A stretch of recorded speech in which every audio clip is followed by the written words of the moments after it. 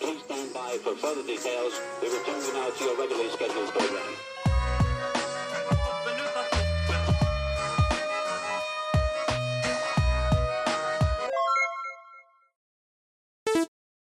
Hello to those of you who are feeling called to this reading in particular. Welcome to your mystery reading. The first thing that we're going to do is shuffle a card from the Magical Dogs Tarot to get the context or the general energy of your reading. If you'd like to be a part of the community that I'm trying to create, subscribe and hit that notification bell. And before I get you your first card, remember that this is a general reading that could be meant for more than one person. So if you're struggling to find meaning in a message, that's okay, just let it go, because it might just be meant for someone else. And if it truly was meant for you, the universe and your spirit guides will make that obvious to you, either sometime during this reading or sometime during your journey.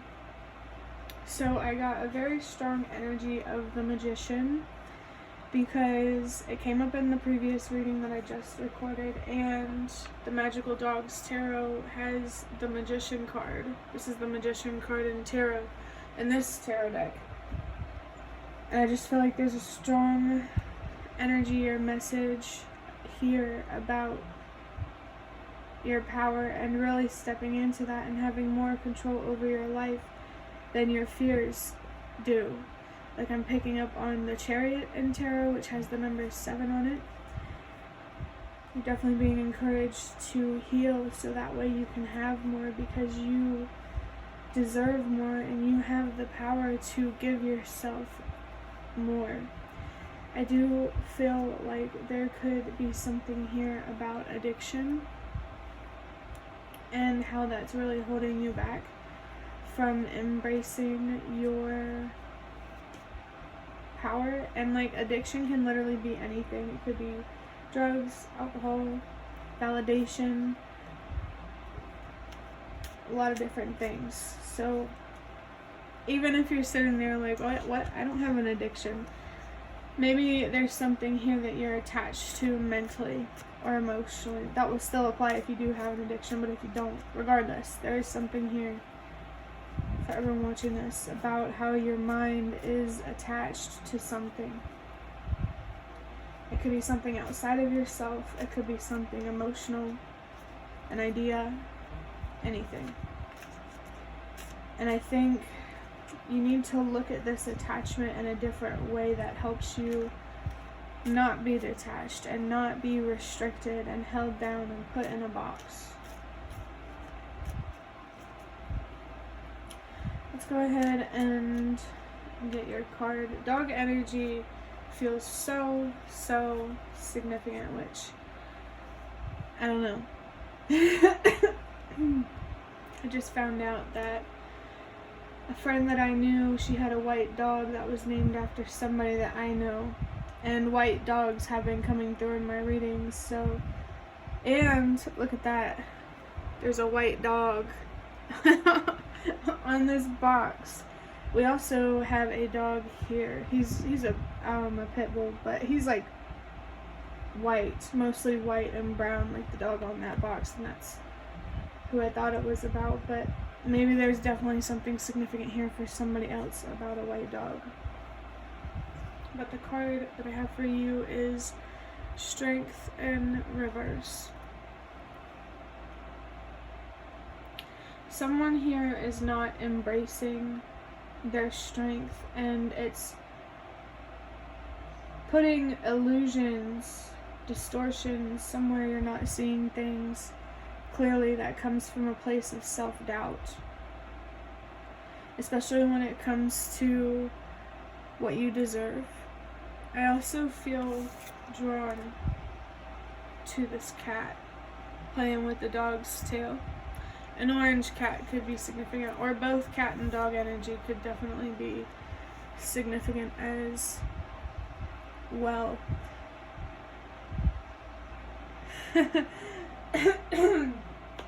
I just heard Il mio animale domestico, which is Italian for my pet. So I feel like there are ancestors coming through for someone about the pets that you have, the animals that you can connect with. They might be healing or grounding in some way, or you just connect with animals in a way that you don't with people. The Strength card has the number 8 on it, and I feel like you're really, really being encouraged to let go of this self-doubt, of underestimating yourself, of looking at yourself like you're small and you're weak and all you are is darkness. You do have light within you already. You just need to allow yourself to see it instead of being so focused on your imperfections that isn't even fair to you. Let me get a drink of my water real quick.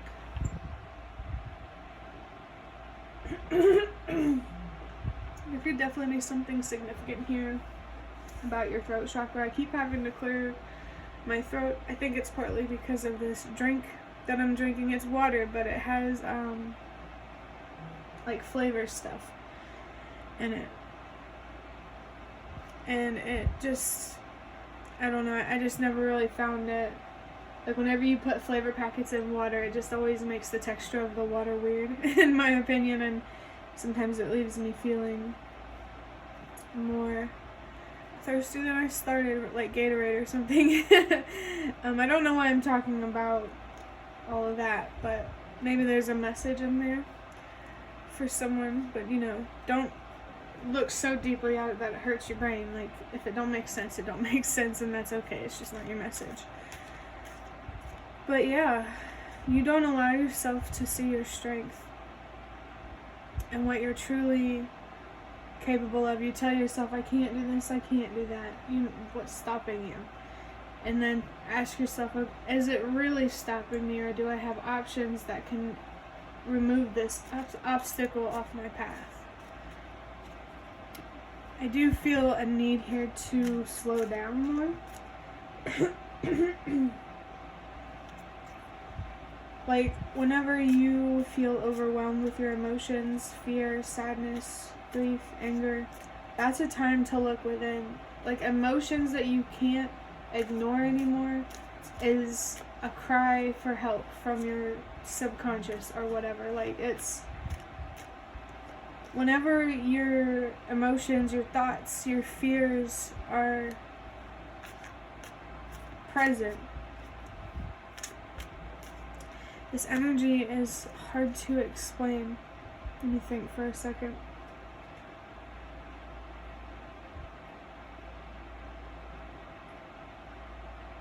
Just pay attention to whenever you start to feel lost or confused or anxious, like just uncomfortable feelings in general, or even feelings you have about the future.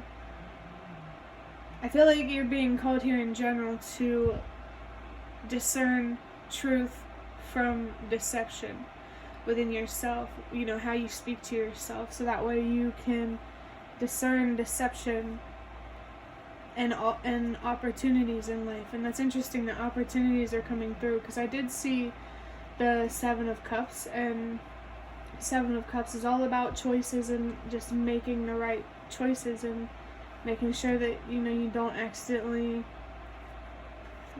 On the card, it has a snake on it as one of the options. You just have to be careful. Don't rush into things that you don't feel, I don't want to say certain. Just really think things through and make sure that it doesn't keep you in a box, and that it doesn't keep you held back. And I honestly want to say, like, it keeps you living, or like feeling like alive. You know what I'm saying? I'm going to get a card from the Ancestor Spirit Oracle to see what your ancestors have to say about this energy. Immediately, I feel like there's something here about recognizing the strength of your ancestors, to be like, hey, that's my blood, I'm strong like that too. But we would not, like, humanity collectively, even though it doesn't seem like we're far and changes feel painfully slow, change is happening. But You know, changes in the world it's going to take a lot longer than changes in our own lives. You know, just focus on you and making changes in your own life. And that's the best thing you can do to help spread that energy into the collective, if that makes sense. I definitely feel that the element of fire or fiery energy could be significant for someone. I did see 1, 2, 3. So it's significant for a reason. Maybe you're being called to redirect this passion that you already feel in a more constructive way rather than destructive. Basically, like realizing, well, there's better ways to stand up for myself and what I believe in. We have begin writing now, create, express, and inspire. Someone here could be specifically feeling called to write. And if it's not writing for you, whoever is watching this, there's something artistic, creative. Your fiery energy is significant for a reason. That fire is creativity and passion. And we will always have have this fire. I mean, unless we give up on ourselves, but it's always there. The inspiration, the motivation, it's always there. It's just learning about how to tap into it. Maybe even if you don't feel called to writing, it might be good for you to know that, like, if you want to write a journal, like, I think journals are really good when it comes to healing. And maybe there's some messages or signs that could come through while you're writing. Like, you might, automatic writing might be significant for you, but the universe might want to communicate with you through writing. I almost said lighting, but I did see 1, 2, 3. Trust that everything happens for a reason. This honestly feels really specific.